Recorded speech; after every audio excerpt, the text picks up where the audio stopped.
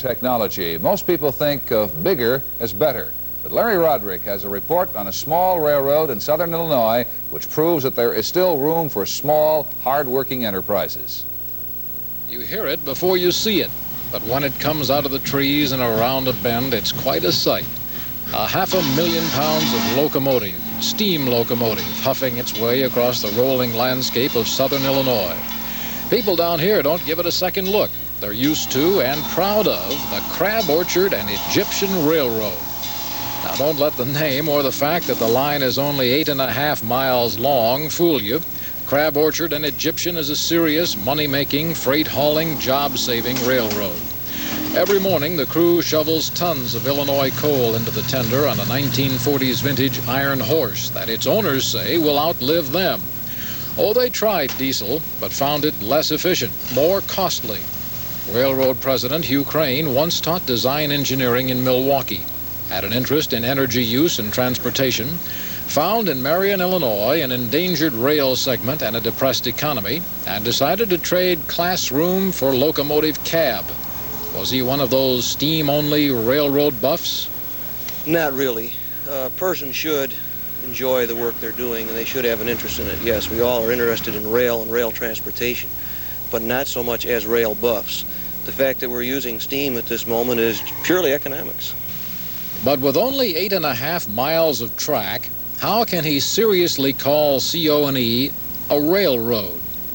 Well, it's similar to the interstate highways. They're fine, but if you don't have the road coming into your community and your driveway, your car isn't any good, neither is that interstate highway.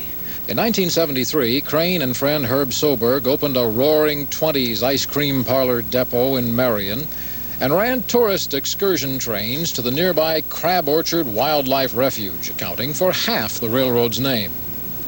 But then came Black Monday, June 13th, 1977.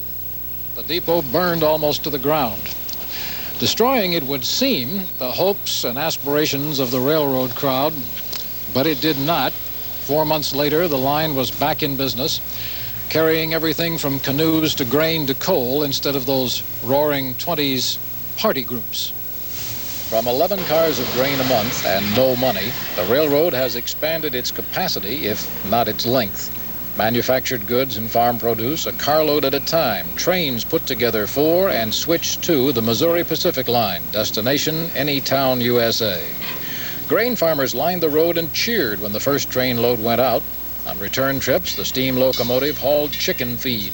So much of it, the railroaders dubbed the track the Chicken Chow Mein Line, a line that had been abandoned by the Illinois Central, a line termed unprofitable. This picturesque area of southern Illinois was fine as long as coal was king. But then in the 40s, oil replaced coal. Decades later, in came the federal clean air regulations. The coal mining industry essentially died out, and the area became known across the nation as an Appalachia of the Midwest. But along this railroad, there are some visible signs of change. One of the most visible signs, a long string of bright red coal hopper cars. Cars that will be loaded with freshly mined coal this week. The industry and the economic health of this region are changing. Oh yes, the other part of the railroad's name, Egyptian, well, that comes from the area it serves, Little Egypt, far southern Illinois, site of the town Cairo, spelled Cairo. It's all too difficult to explain. Anyway, the Crab Orchard and Egyptian Railroad is alive, well, and puffing its defiance of economic hard times. In Marion, Illinois, this is Larry Roderick, WGN News. And that's our news this evening. For Bill Frink and Roger Treemstra, I'm John Drury. Good night.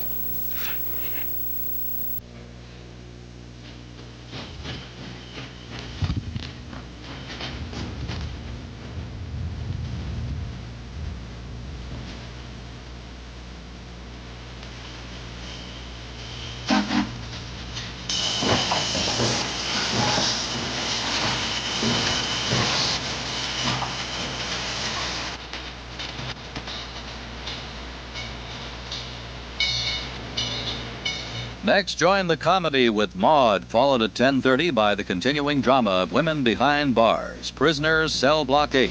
Then at 11 o'clock, Robert Redford, Natalie Wood, and Charles Bronson star in Tennessee Williams' powerfully moving drama, This Property is Condemned. See it all right here on Channel 9.